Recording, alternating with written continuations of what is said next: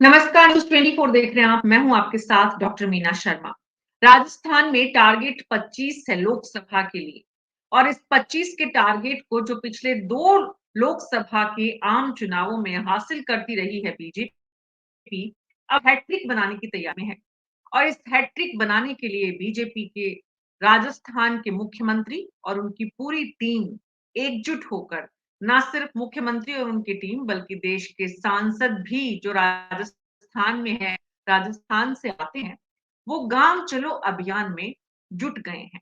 आज राजस्थान के मुख्यमंत्री खुद भजन लाल शर्मा जो हैं, वो नागौर के एक गांव में रात गुजारेंगे। गांवों में लोगों की समस्याओं को सुनेंगे, गांवों के हालात को देखेंगे। मुख्यमंत्री को वाकई में असल तस्वीर दिखाई जाएगी या नहीं, ये एक सवाल है। लेकिन ग्राउंड से आने वाले मुख्यमंत्री कल तक जमीन पर रहते थे, निश्चित रूप से मालूम है कि कैसे ग्राउंड की सिचुएशन को देखना है और क्या हाल उनसे छुपे नहीं है। तो राजस्थान में मिशन 25 को पूरा करने के लिए गांव चलो अभियान बीजेपी का कितना कारगर होगा और विपक्ष इसका क्या प्रतिकार करेगा। हमारे खास मेहमानों के साथ अगले 1 घंटे में इसी पर विस्तार से चर्चा करेंगे। हमारे साथ भीमराज जाखड़ प्रवक्ता कांग्रेस पार्टी के, नम्रता सिंह प्रवक्ता बीजेपी से, राजीव तिवारी जी वरिष्ठ पत्रकार, राकेश वशिष्ठ वरिष्ठ पत्रकार, संगीता परिक्रमा जी जोधपुर से, राजेंद्र मधुकर जी शेखावाटी से और राकेश वशिष्ठ जी भरतपुर से, राजीव तिवारी जी जयपुर से। नागौर से आते हैं भीमराज जी। नम्रता जी आप कहाँ से आती हैं? मैडम मैं मानगढ़ से हूँ। अच्छा, हनुमानगढ़ से हैं आप। तब भी आपका बीकानेर डिवीजन हो गया पूरा। बीकानेर यस। डिवीजन में ही आ गए ना अब नए नए राजसमंद समीकरणों। जी, मैंने राजसमंद लोकसभा क्षेत्र राजसमंद से आते हैं। तो देखिए मेवाड़ हो गया, संगीता जी जोधपुर से हैं, राजीव जी जयपुर से हैं, राकेश जी भरतपुर से हैं, राजेंद्र जी शेखावाटी से हैं और भीमराज जी बीकानेर से हैं। तो लगभग सारे संभाग हमारे कवर हो जाते हैं। तो सवाल ये है नम्रता जी कि ये गांवों में जाकर क्या करेंगे आप? हमारे जो वैचारिक चिंतन जो रहा है शुरू से, उसमें गांव, गरीब और गाय देश मान करके अंग्रेजी की माध्यम में देखे गए हैं। तो गांव की शुरुआत इसलिए करी गई है क्योंकि गांव हमारा भारत जो है कृषि आधारित रहा है, सबको पता है।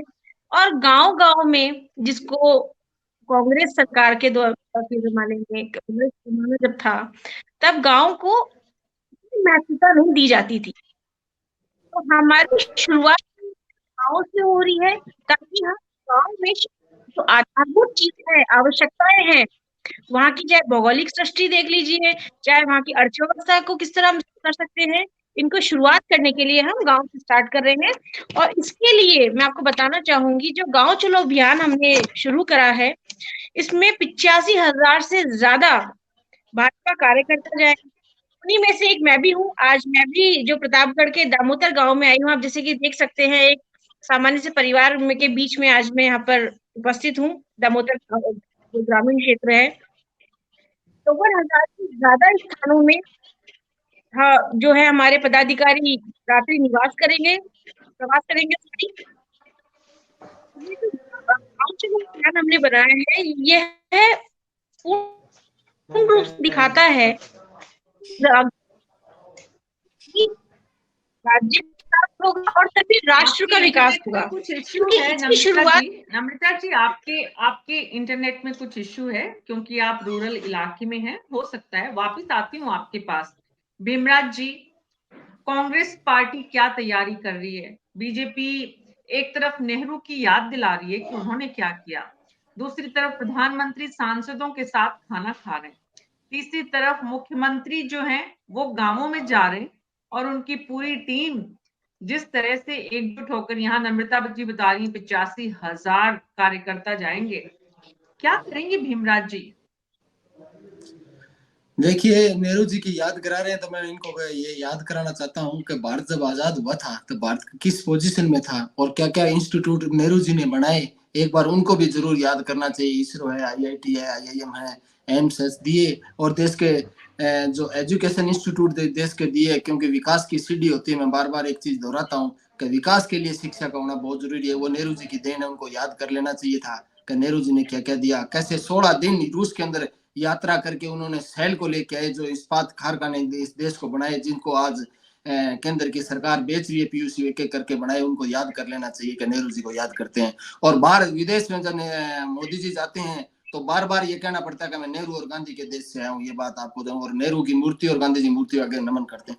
ठीक है, गांव के अंदर जाइए, अच्छी बात है कि देश की आबादी 80% गांव की निवास करती है, गांव में जाना चाहिए। और चौधरी चरण सिंह ने एक बात कही थी कि देश की खुशहाली के रास्ता खेत खलियान और गांव से होकर गुजरता है, तो जाना चाहिए, बहुत अच्छी है। पर मैं पूछना चाहता हूँ, क्या चौधरी वो चरण जो सिंह जी बात, को भारत रत्न, चौधरी चरण सिंह जी को भारत रत्न और मैं उनके पूरी कर रहा कहे हूँ भी, हुए की पालना, उनके कहे हुए की पालना बीजेपी कर रही है। भीमराज जी, तो कीजिए, सवाल तो ये पूर्व है कि प्रधानमंत्री, कांग्रेस हाँ पार्टी क्या कर रही है? सवाल मैं ये बता है रहा हूँ, कांग्रेस भीमराज पार्टी जी क्या पूरी कर कर रही है? पूरी कर रहा हूँ मैं ये कह रहा हूँ कि चौधरी चरण सिंह जी ने कहा था, तो उन्हीं बात को आज पूरा करना चाहिए। और भारत रत्न दिया है तो बहुत अच्छी बात है, चौधरी चरण सिंह जी के लिए अच्छा है, उनको तो मैं पहले मिलना चाहिए था और दे दिया, बहुत अच्छी बात है। और गांव की सुध लेते हैं, मैं तो ये कहना चाहता हूँ कि जो भाजपा नेताओं ने जो गांव गोद लिए थे, उनका आज क्या स्टेटस है, एक बार उनको भी आप क्लेरिफाई कर माफी देते तो चाहूंगी, बहुत अच्छा होता। और से जो विदेश की नकल करी और तुष्टीकरण की नीति से बच्चों को पढ़ाया, हमारे ही नम्रता इतिहास को जी, छुपा लिया गया। नम्रता जी बीच में नहीं बोलते आपकी हैं। आवाज कट रही नम्रता नम्रता जी जी। बीच में नहीं बोलते हैं, हमारे कार्यक्रम में बीच में नहीं बोलते। नम्रता जी आपके और पास एक मैं वापस नम्रता, आएंगे। भीमराज जी अपनी सुनो, बात पूरी करिए। पूरी पूरी कर, मैं नम्रता जी कह रहा हूँ, यदि ईयरफोन नहीं लगाए ना, तो ये शायद ईयरबड्स लगाते हैं तो ये डिस्टरबेंस आता है, ईयरफोन से नहीं आता है। इसको अदरवाइज नहीं। मैं तो ये कहना चाह रहा हूँ, जो राजस्व गांव है 44,795, क्या सभी गांवों के अंदर आप जा पाएंगे, या कनेक्टिविटी या खेत ढाणियों कनेक्ट करेंगे? और दूसरी, जब ये किसान और मजदूर की बात करते हैं, मीना जी, मैं तो इतना कहना चाहूंगा कि अभी केंद्र की सरकार ने जो 10 करोड़ 70 लाख नरेगा मजदूरों में, क्या उनसे आप लोग मिल पाओगे? जिसमें 33 से 35 लाख के करीब राजस्थान के भी मजदूर है, जिनको आपने 1 घंटे में निकाल दिया। और वो मजदूर तो वो मजदूर है जो गरीबी रेखा से नीचे जीवन यापन करने वाले लोग हैं। क्या आपने बड़े बड़े वादे किए थे, कम डीजल पेट्रोल पे कम करके हरियाणा के बराबर करेंगे, तो आप उसको किया आपने? आपका बजट तो कब चला गया? दूसरा मैं कहना चाहता हूं, आप गायों के नाम पर वोट तो लेते हैं। अभी कल मैंने बजट देखा तो आपने गौशाला के लिए 1 रुपया नहीं दिया। जो गौशाला किसी की नहीं है, वो सबकी है, जिसमें आप हम सब शामिल है। वो तो किसी पर्सनली आपने कैसे गोपाल कार्ड बनाया, वो तो पर्सनली बनाया, लोगों का 5 लाख किसानों को दिया। पर मैं पूछना चाहता हूं कि वो गौशालाएं तो सबकी होती है, पर्सनली किसी उनको आपने 1 रुपया नहीं दिया।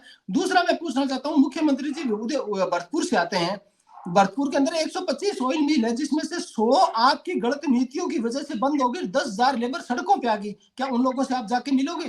क्या आप उन लोगों से भी मिलोगे जो वसुंधरा सरकार ने किसानों को, ब्रावला गढ़साना में किसानों को गोलियों से गूंदा था? उन किसानों से भी मिलोगे जिन्होंने सोयला के अंदर किसानों को गोलियों से गूंदा था? क्या उन किसानों से भी मिलोगे? तो आपके 3 काले कानून और आपकी पूंजीपतियों को फायदा पहुंचाने के लिए किसानों को 12 महीने सड़कों बिठाए, वो आंदोलन के अंदर बैठे थे, जिन पे आपने मुकदमे दर्ज किए थे। आपके 3 मंत्री अब कह रहे हैं कि आप 13 फरवरी को आंदोलन मत करो, वो बार बार पीछे पीछे घूम रहे हैं। उनसे भी मिलोगे? क्या उन गुजर परिवारों से मिलोगे जो 73 गुजरों का आपने न्याय मांग रहे थे, आपने गोलियों से गूंदा था? मैं तो ये कहना चाहता हूँ, ये खाली एक जुमला है और ये जुमलों से राजनीति करना चाहते हैं। देश की जनता जानती है, और आप जुमले फेंकना बंद के धरातल पे तो आप काम कीजिए, वो काम। भीमराज जी आपका ये कहना है कि गांवों में जाने से कोई फर्क नहीं पड़ेगा, आप ये कहना चाहते हैं? गांव से जाने कुछ फर्क नहीं पड़ने वाला, इनके जुमले जनता जानती है और जुमलों से ये राजनीति करना चाहते हैं। और ठीक है। भाई को भाई राजीव से लड़ा तिवारी के जी, ये तुष्टिकरण कहते हैं, तुष्टिकरण। बीजेपी की चुनावी रणनीति में गांव पहुंचना, गांव जाना, मुख्यमंत्री का, मंत्रियों का, विधायकों का क्या असर होगा इसका, बल्कि सांसदों का भी? देखिए, जाएंगे तो असर तो पड़ेगा। वहां जाएंगे, लोगों से मिलेंगे, उनकी समस्या जानेंगे, उनके साथ बैठेंगे, दुख दर्द को समझेंगे। लेकिन ये सब ठीक है चुनाव के लिए, कि भाई चुनाव में जीतने के लिए, वोट हासिल करने के लिए बहुत सारी रणनीतियां बनानी पड़ती हैं, उन पर काम भी करना पड़ता है। लेकिन जो ये गांव जाएंगे और उसके बाद क्या उन गांवों का वो कुछ विकास कर पाएंगे, या सिर्फ वोट की राजनीति के लिए जाएंगे? मेरा इतना सा कहना है, क्योंकि पहले भी आप देखिए कि 3-3, 4-4 गांव लोगों ने गोद लिए थे, सभी सांसदों ने एक एक गांव गोद लिया था। वो आज किन स्थिति में है? उसकी कोई रिपोर्ट कहीं नहीं है, ना कहीं बीजेपी ने उसका कोई इस तरीके से कोई अपनी रिपोर्ट एक निकाल कर बताई हो लोगों को कि देखिए हमने हमारे 25 सांसदों ने ये गांव गोद लिए थे और आज ये गांव इतने खुशहाल हैं। वहां पर सड़क, बिजली, पानी, कृषि से रिलेटेड जितनी भी उनकी प्रॉब्लम थी उनको खाद समय से मिल रही है, यूरिया समय से मिल रहा है, पानी उनको बहुत अच्छा मिल रहा है, बिजली में उनको 8 घंटे का जो वादा अभी अपने घोषणा पत्र में किया था कि 8 घंटे बिजली किसानों को देंगे, तो क्या वो मिल रही है? नहीं मिल रही है। तो कुछ इस तरीके की चीजें हैं। गांव में जाना बहुत अच्छी बात है, मैं तो कह रहा हूँ रात क्यों गुजारते हो वहां पे, आप दिन में जाओ ना। गांव तो रात को 8 बजे तो गांव सो जाता है। हाँ। जो गांव में रहते हैं उनको पता है कि गांव में तो फिर कुछ भी नजर नहीं आता है।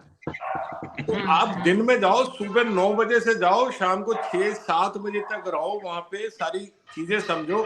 और वो जो रात का समय है वो आप ट्रेवल करके दूसरे गांव में जाओ ना उतनी देर, तो अगले दिन सुबह आप वापस से दूसरे गांव को देख पाओगे। और अगर रुकते भी हैं तो अच्छी बात है, वहां का जनजीवन को समझते हैं, वहां के खान पीन में क्या दो पहलू हैं इस बात के। सैद्धांतिक रूप से, नीतिगत रूप से, रणनीतिक रूप से ये एक अच्छा कदम है, बशर्ते कि इसका जो मकसद है उसे इससे उनके गांवों तक जनजीवन में पहुंचने कुछ सुधार वाले आए। नेतागण पूरा करे। बिल्कुल। और इतिहास, आप नेहरू का, गांधी का, इंदिरा गांधी का, राजीव गांधी का इतिहास बता रहे, आप पिछले 10 साल का इतिहास देख लें कि आपके सांसदों ने आदर्श ग्राम चुनकर क्या कुछ किया, और उन सांसदों के गांवों की एक तस्वीर निकाल ली जाए। ये तो एक पहलू है, ये तो एक फैक्ट शीट पर जमीन देखने वाली सरकार के लिए एक संकेत है।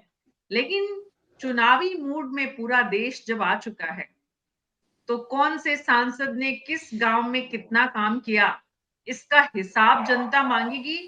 या राकेश जी, अभी चुनावी बिसात पर जो नेतागण गांवों में पहुंच रहे हैं, उनके एक आभा मंडल में एक बार फिर से वोट बैंक संकेगा। ऑडियो नहीं आ रहा है सर आपका। म्यूट कर रखा है इन्होंने, म्यूट कर रखा है राकेश जी, म्यूट ऑन करिए। अब आई क्या? हाँ जी, हाँ जी। आगे चलते।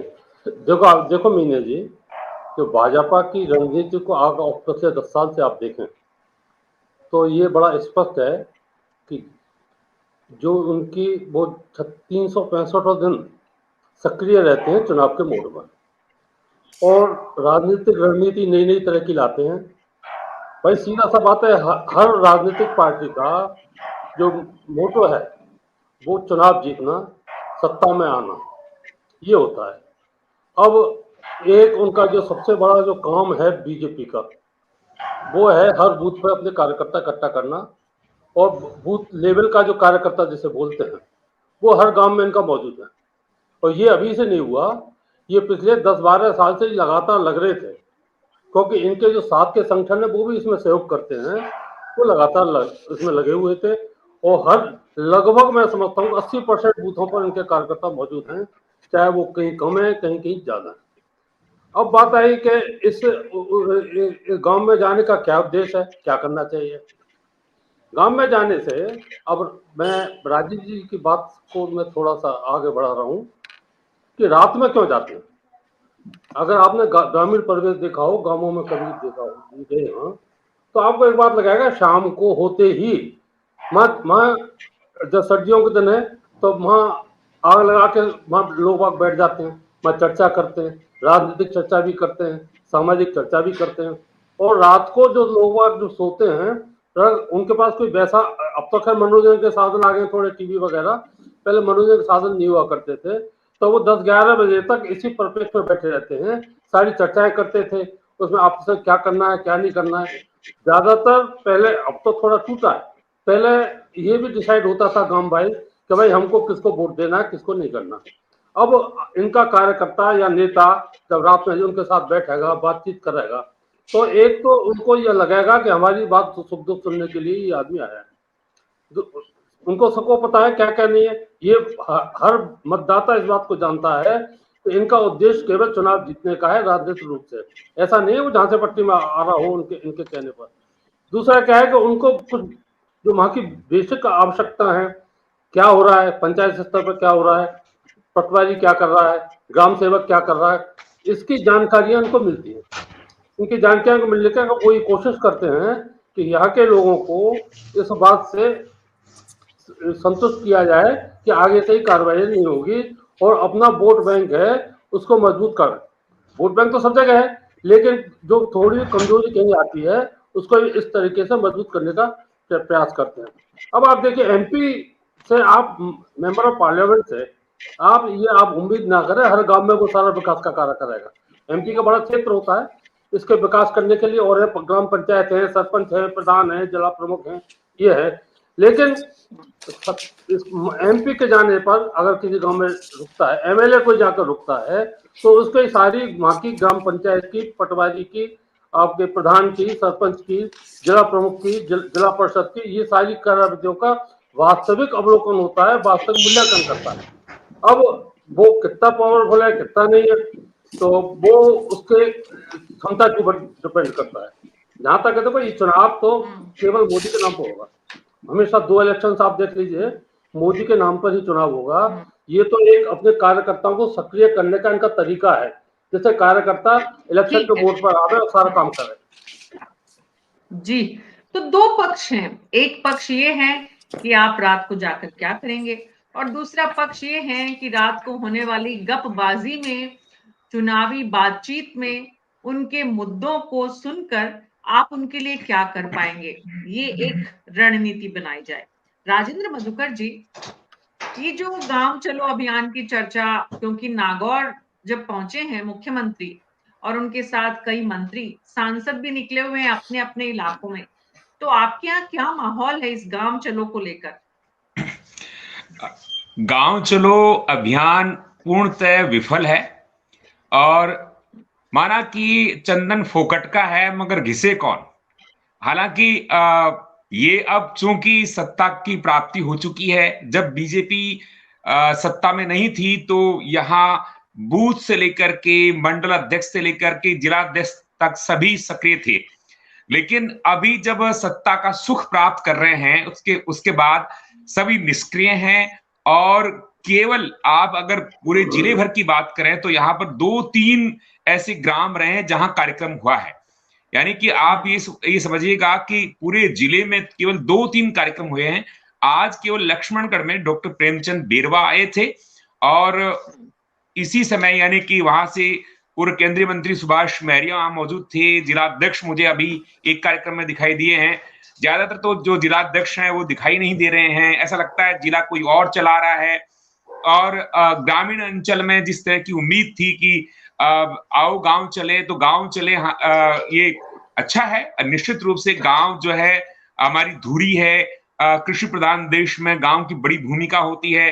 और आज प्रसन्नता का विषय भी है कि चौधरी चरण सिंह जिन्होंने कहा था कि हमारे देश की खुशहाली गांव से होकर जाती है। लेकिन बीजेपी का ये जो गांव चलो अभियान पूरी तरह से विफल है और उसका कारण यह है कि सत्ता सुख के बाद अब केवल यहाँ जो पदाधिकारी हैं पूरी तरह से निष्क्रिय दिखाई दे रहे हैं। मुझे नहीं लगता कि जिस तरह से विकसित भारत संकल्प यात्रा है, मैं एक गांव में गया था, वहां पर खड़ीला में जब एक कार्यक्रम था तो वहां पर लोग जो है बड़े मतलब चिंतित थे कि साहब हमको बुला लिया है, कोई स्टॉल है उस पर नाम नहीं है, बैंक कौन सा बैंक है, कृषि में क्या देने वाले हैं, किसी तरह की कोई व्यवस्था नहीं थी। केवल फोटोग्राफी हो रही है, वीडियोग्राफी हो रही है और जब कोई बड़े अधिकारी या बड़े नेता आते हैं तो छोटे नेता केवल उनके पास खड़े होकर के फोटो खिंचवाने का काम करते हैं। इससे ज्यादा मुझे लग नहीं रहा है। एक शेर मुझे याद आ रहा है कि मोहब्बतों में दिखावे की दोस्ती ने मिला, अगर गले नहीं मिलता तो हाथ भी नहीं मिलता। लीजिए पहले राजेंद्र जी फिर से सुना दीजिए एक बार शेर पूरा। नहीं, मैं सुन चुकी हूँ। मोहब्बतों में दिखावे की दोस्ती ने मिला, अगर गले नहीं मिलता तो हाथ भी न मिला। मैं एक एक करके सबका जवाब देना चाहूंगी। सबसे पहले मैं राजीव जी का जवाब देना चाहूंगी। राजीव, आप नम्रता जी, आपके इंटरनेट में बहुत बड़ा इशू है, आपको सुन नहीं पा रहे हैं, आप क्या बोल रहे हैं कुछ समझ में नहीं आ रहा है। आप या तो दोबारा कनेक्ट करिए या किसी और मोबाइल से कनेक्ट करिए जिसमें नेटवर्क अच्छा हो। मुझे हाँ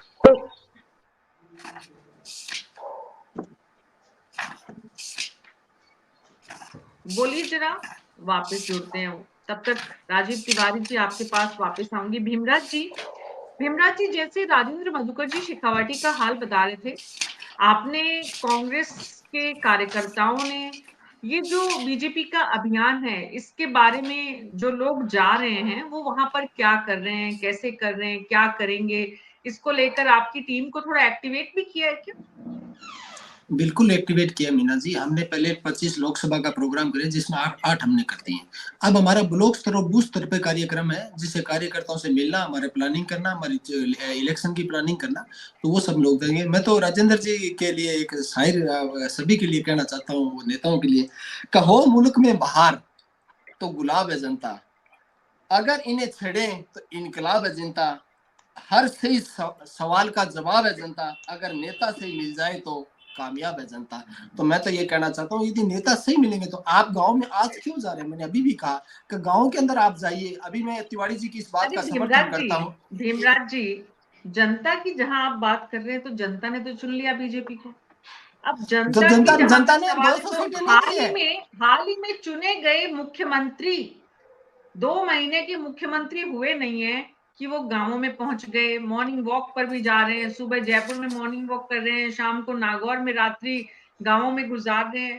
तो फिर मतलब सरकार में होते हुए अगर इतनी मेहनत कर रहे हैं तो मेहनत के लिए तो ग्रेस मार्क देना ही पड़ेगा ना उनको। नहीं, मैं ये कहना चाहता हूँ, मैं तो आपकी बात ठीक है, गांव में जाइए। मैं तो आपको कहा कि 80% आबादी गांव में रहती है, गांव में जाइए।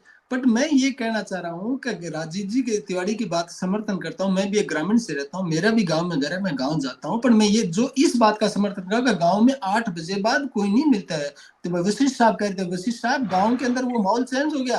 और फिर नंबर 2, इस समय तो सब लोग आपको देखिए 8 बजे बाद सन्नाटा मिलेगा। आप जाइए गाँव में, चौपाल लगाइए, चौपाल में बैठ के बात कीजिए। और चौपाल में लोग आपको हर वर्ग का लोग मिलेगा, हर समाज का लोग मिलेगा, हर कर्मचारी वर्ग है वो भी मिलेगा। आप जाइए तब आपको मिलेगा, हर सवाल का जवाब मिलेगा, हर सवाल पूछे जाएंगे, आप सवालों को जनता का जवाब दीजिए।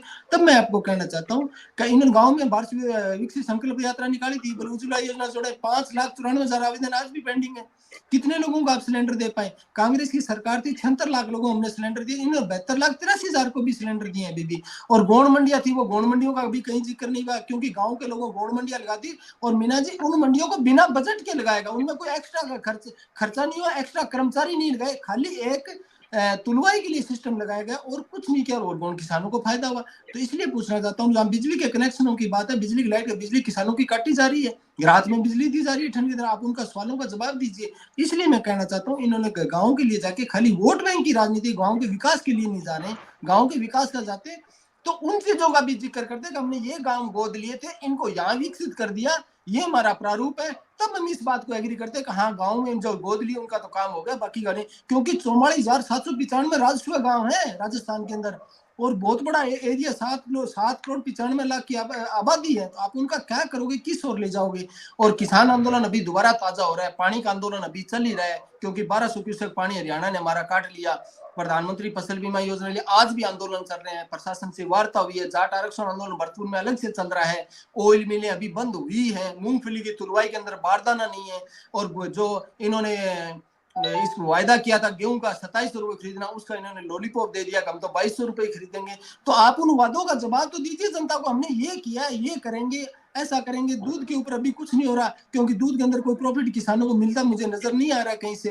तो इसलिए मैं कहना चाह रहा हूँ। और दूसरा एक जो सबसे बड़ी समस्या है, या पूरे प्रदेश में, देश में कहिए, का जो प्रदूषण के मामले में टॉप 5 के अंदर अपना हनुमानगढ़ आता है, मेरा शहर आता है, और जो दुनिया का सबसे प्रदूषित शहर में भिवाड़ी आता है। तो मैं पूछना चाहता हूँ, वो तो सबकी कॉमन समस्या है, तो इसका भी एक बहुत अच्छा सोल्यूशन निकालेंगे तो अपने सांस ले सकेंगे। और चौथा सबसे बड़ा मुद्दा है कि पंजाब से आने वाला पानी है, उसके अंदर वो गंदे नाले का पानी डालते हैं, बूढ़ा नाला जिसको कहते हैं, उसका सरकारें आई और गई, जिसमें कांग्रेस भी शामिल है, बीजेपी भी शामिल है, और वहां की आम आदमी पार्टी भी शामिल है। तो मैं तो चाहूंगा कि उसको दीजिए, ताकि 10 जिलों में लोग अच्छा स्वच्छ पानी भी जो ले। ये मैं तो ये सवाल है तो भीमराज जी जिन मुद्दों को उठा रहे हैं, एकेडमिकली भी वो बड़े अच्छे लगते हैं, व्यवहारिक ग्राउंड की सिचुएशन भी जो है उसे करेक्ट करने की जरूरत है।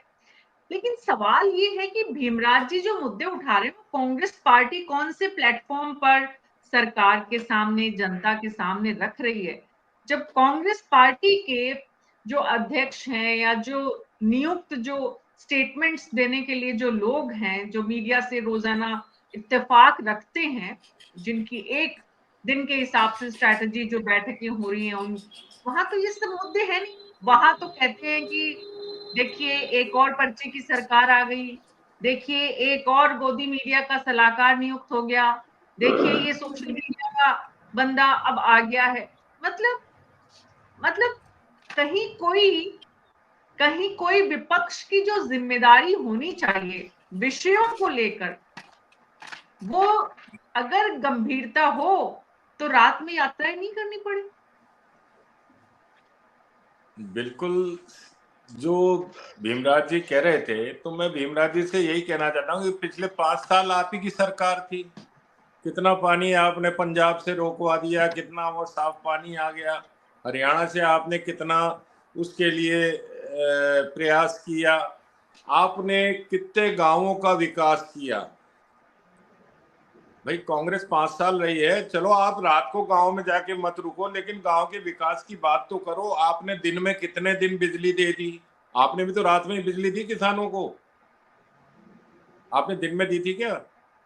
तो ये सारी चीजें हैं जो उठाने के लिए आपको मीडिया के सामने या किसी मंच पर उठाने के लिए तो बहुत अच्छी बातें लगती हैं, लेकिन जब ग्राउंड लेवल पर, पार्टी के लेवल पर आपको उसको जाकर सुलझाना होता है, तब वो कोई भी पार्टी, चाहे बीजेपी हो, चाहे कांग्रेस हो, चाहे कम्युनिस्ट हो, चाहे से आम आदमी पार्टी हो, कहीं कोई दिखाई नहीं पड़ता है। और गांव वालों की आज भी स्थिति वही है। आप जाके देखिए गांव में अभी भी जो हाईवेज के साथ में गांव बने हुए हैं, वो तो चलिए उनमें तो जिंदगी फिर ठीक ठाक चलती है। किसी ने चाय की दुकान रात को चला रखी है, ढाबे चला रखे हैं और चीजें कर रखी हैं, लेकिन जो इंटीरियर के गांव हैं वहां आज भी स्थिति वही है कि आप अगर 8 बजे बाद जाओ तो अगर आप किसी प्रॉब्लम में पड़ जाओ तो कोई आदमी नजर नहीं आता है। मैं खुद खूब ट्रेवल करता हूँ इसलिए, और खुद गाड़ी चलाकर ही जाता हूँ जहां भी जाता हूँ।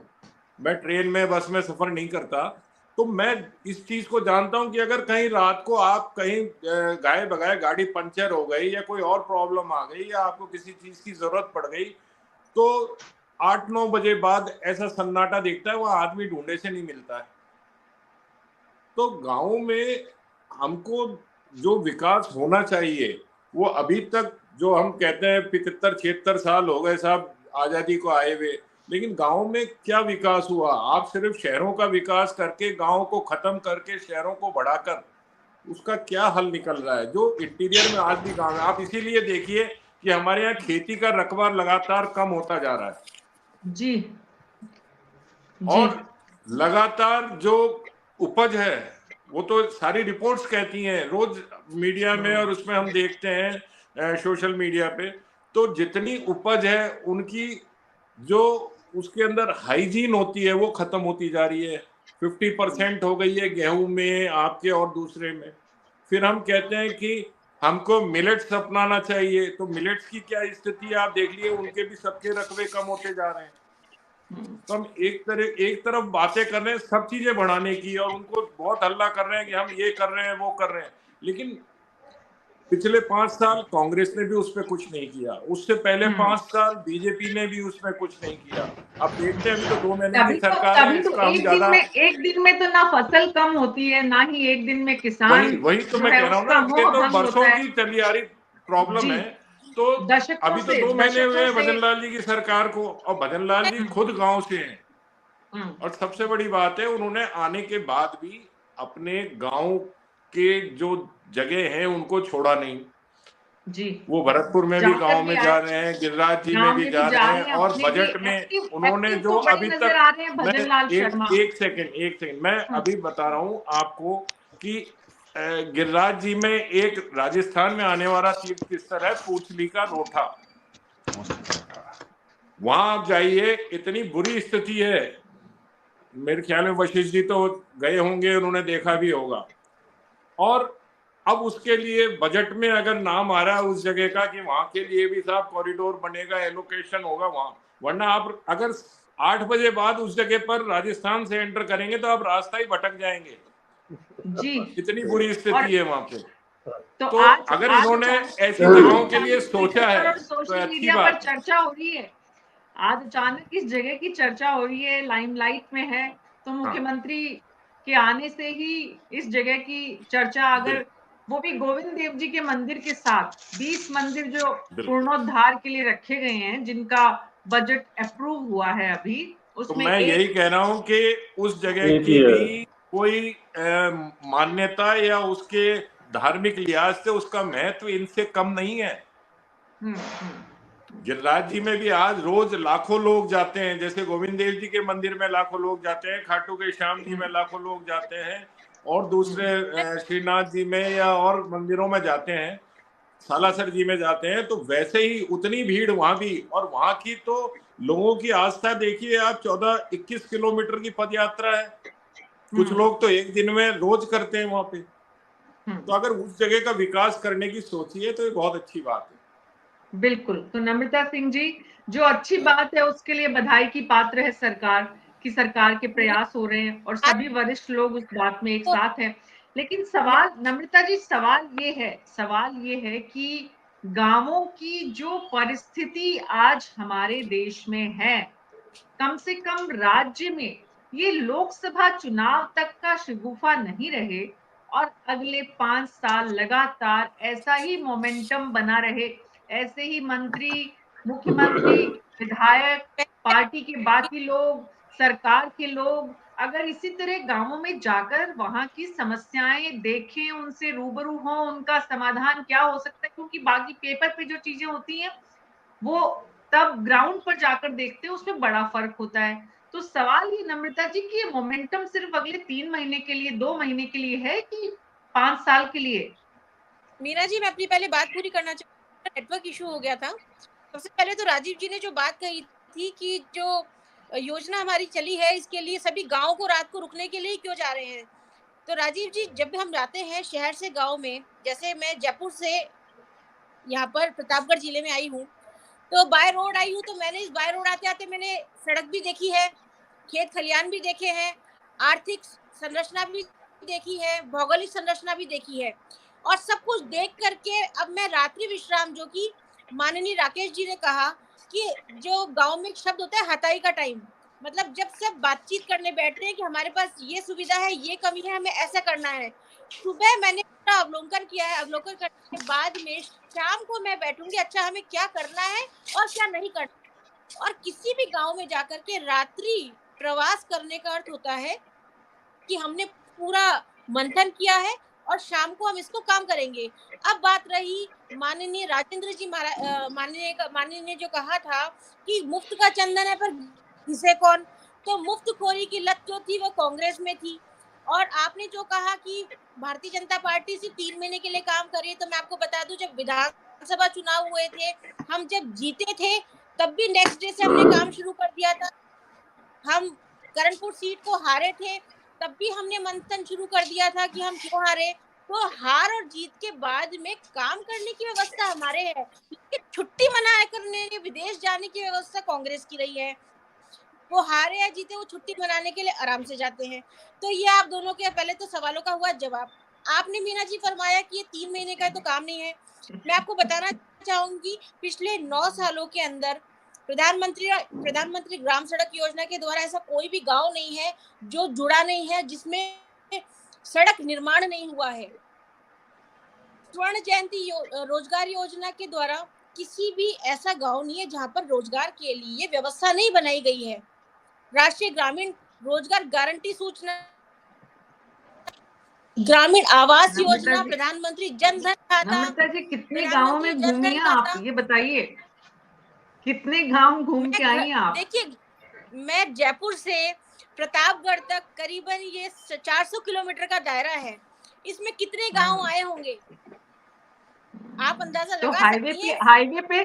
हाईवे पर जो सड़कें बनती है उसका मतलब ये नहीं है कि वो गांव तक पहुंचे। नहीं नहीं नहीं, मैं आपको कितने दिन सारे लगे रास्ते आपको हाईवे कितने से दिन नहीं लगे आते, जयपुर मीना से जी। प्रतापगढ़ मैं पहुंचने खुद में? एक ग्रामीण परिवेश से जो ताल्लुकात रखती हूँ, मैं खुद एक ग्रामीण परिवार से ताल्लुकात रखती हूँ, और आज मैं कह सकती हूँ कि भारत के अंदर कोई भी किसान आत्महत्या नहीं करता है। आज मैं कह सकती हूँ कि भारत के अंदर कोई भी गांव ऐसा नहीं है जहाँ पर सड़कें नहीं है। आप मैडम रिकॉर्ड मोदी में जी है की 2 9 घंटे साल में के एक कार्य किसान कर को रहा है ऐसी आत्महत्या। बातों से पानी में नहीं बहा सकते। आप तो आज नम्रता जी, लोकसभा में 55 करोड़ जवाब ईंधन दिया गया है, घाटे 2 में है। घंटे में एक किसान कर रहा है। नम्रता अच्छा जी, अच्छा आप तो एक बार का गाँवों की यात्रा जरूर 55 करिए। करोड़ एक बार गाँवों की भारतीय, यात्रा जरूर करिए ताकि मैं गांव से ही आपको हूँ मीना जी, मुझे यात्रा करने की आवश्यकता नहीं है।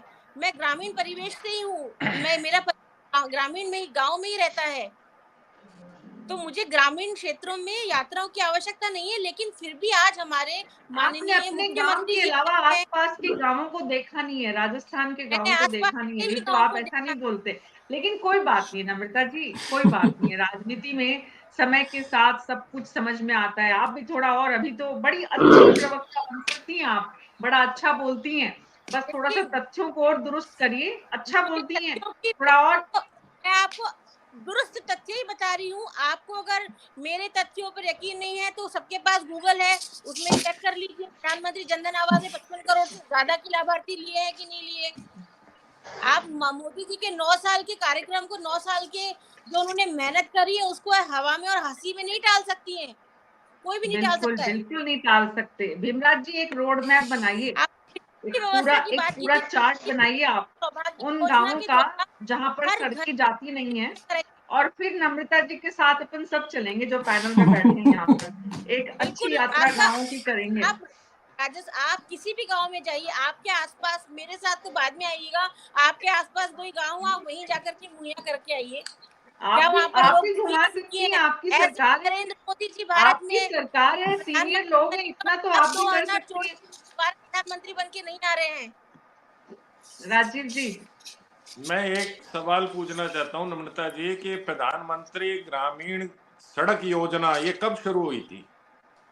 आप मुझसे मेरा इंटरव्यू ले रहे हैं क्या आप? नहीं, मैं तो सवाल ही पूछ रहा हूँ, ये आप मैं कह रहे हो सब जगह बना हुआ है इसमें। इंटरव्यू नहीं ले रहा हूँ मैं, इंटरव्यू लेने नम्रता का जी काम तो जवाब मीना जी का है, मेरा नहीं है। क्या? अगर आप मेरा बैठ करके इंटरव्यू लेना चाह रहे हैं तो नहीं वैसे नहीं, मैं बताइए वो इंटरव्यू मीना जी का काम है, मेरा नहीं है। इंटरव्यू लेने का काम मीना जी का है, बनी है कि मेरा नहीं नहीं बनी है। है, मैं तो आप ये मैं क्या तो जानना चाहते हैं आपकी अटल जी तरह ने ही कैसे पैनल में बैठा हुआ हूँ, मैं आप ही की तरह पैनल में बैठा हुआ हूँ, मेरा इससे कोई सरोकार नहीं है कोई। मैं तो अपनी जब आप जानकारी पुख्ता करना चाह रहा था। जब आपको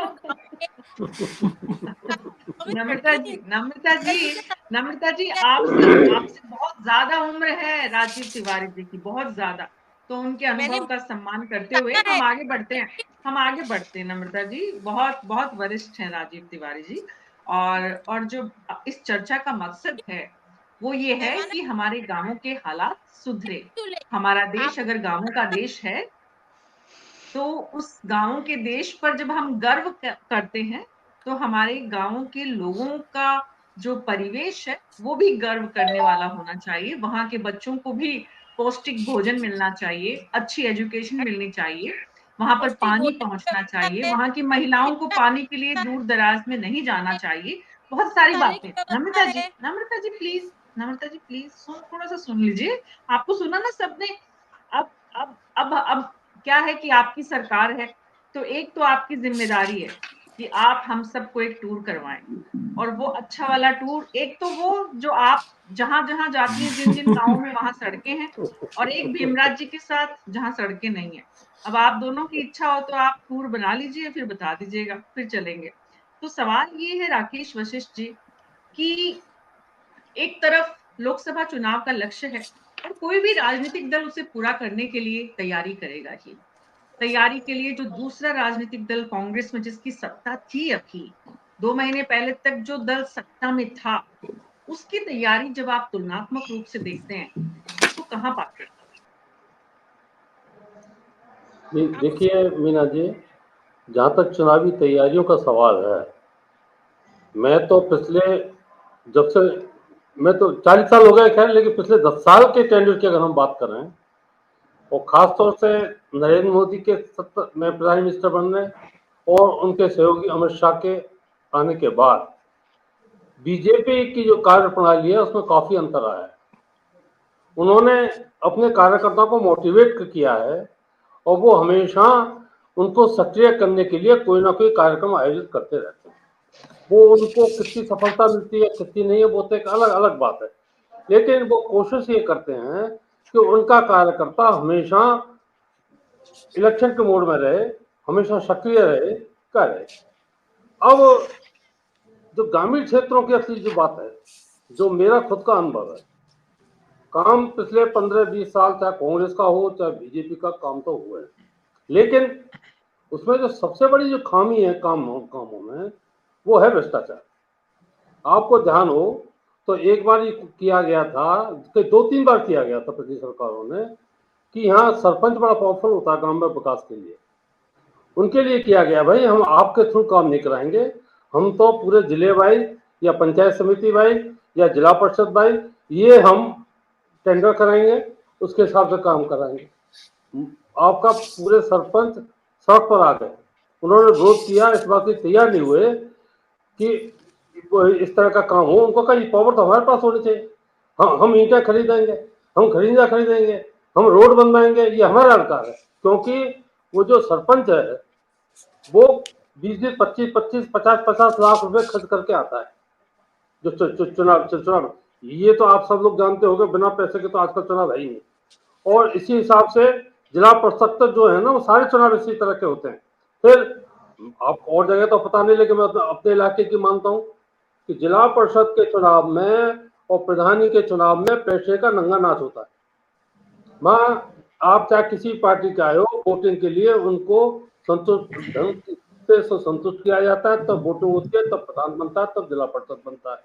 और जगह का तो मुझे पता नहीं, लेकिन अपने इलाके का जो इसका ये हाल है। अगर इस पर सबसे बड़ी रोक लग जाए तो ये बीजेपी की सबसे बड़ी कामयाबी होगी और उसको आम जन को भी इसमें उसको फायदा मिलेगा। और जो सरकार का जो पैसा है वो ज्यादा कारगर होगा, ज्यादा दिखाई देने लगेगा। अब जहां तक आपकी आवाज नहीं आ रही, मेरी आवाज नहीं आ रही क्या? जी, आज एक बहुत ही वरिष्ठ प्रशासनिक अधिकारी से बात हो रही थी और उन्होंने एक बहुत दिलचस्प बात कही। उन्होंने एक तथ्यात्मक बात भी साझा की।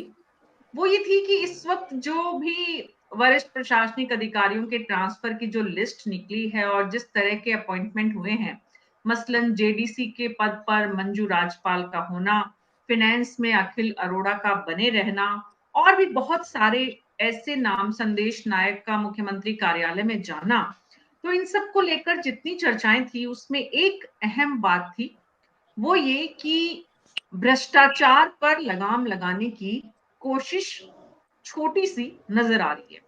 वो ये एक कहीं ना कहीं चिंता भी थी कि पिछली सरकार में जिस तरह गोविंद सिंह डोटासरा, डॉक्टर रघु शर्मा और बहुत सारे नाम जिन्होंने खुला भ्रष्टाचार का खेल खेला, वो इस सरकार में होता नहीं दिख रहा है।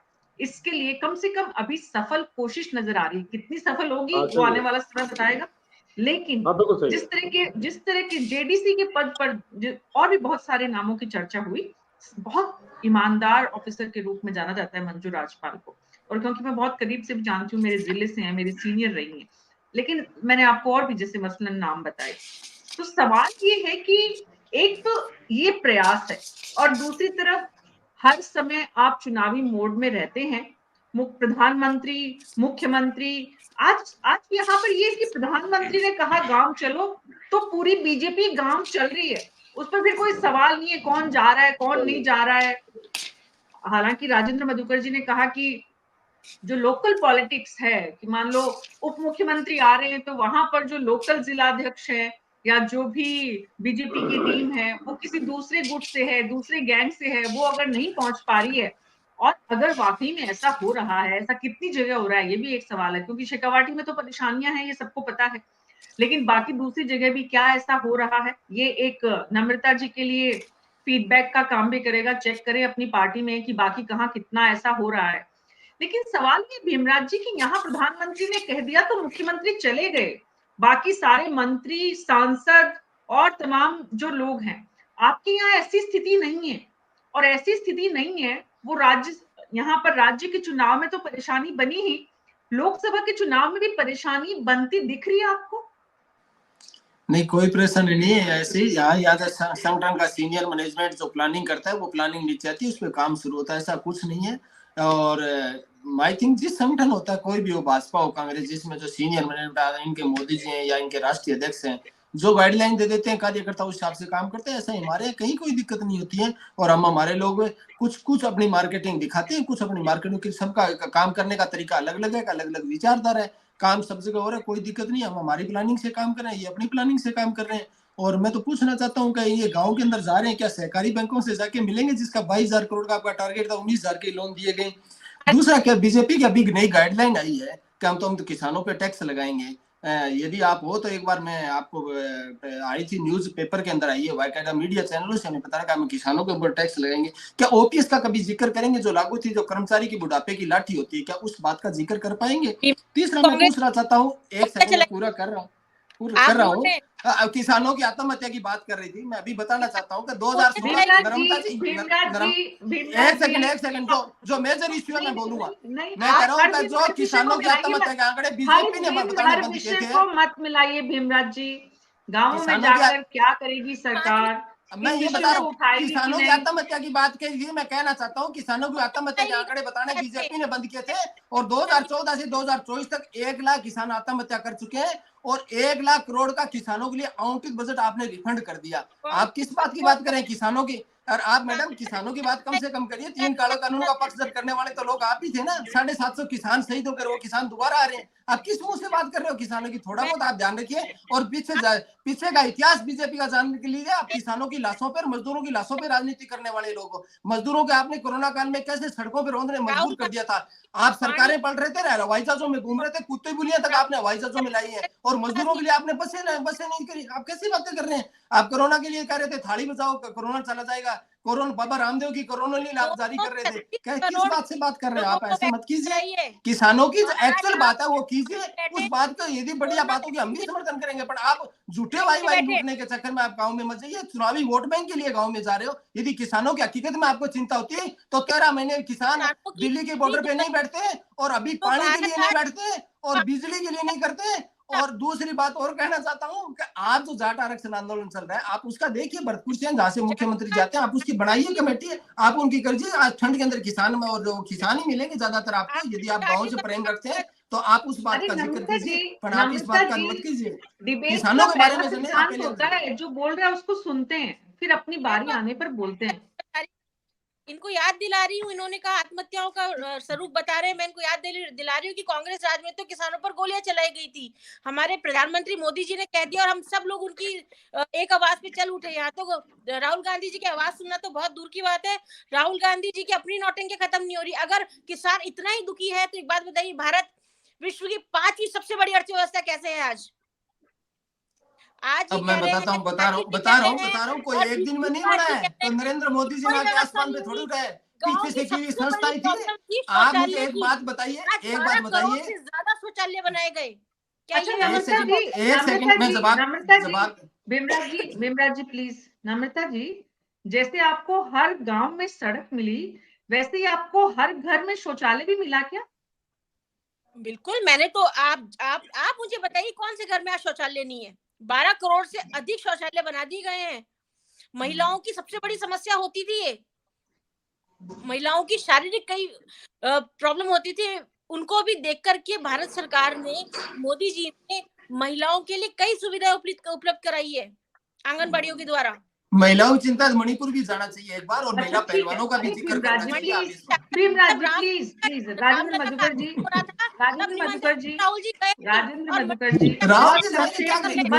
बहुत संक्षेप में भीमराज जी का, नम्रता जी का ऑडियो बंद कर दीजिए प्लीज।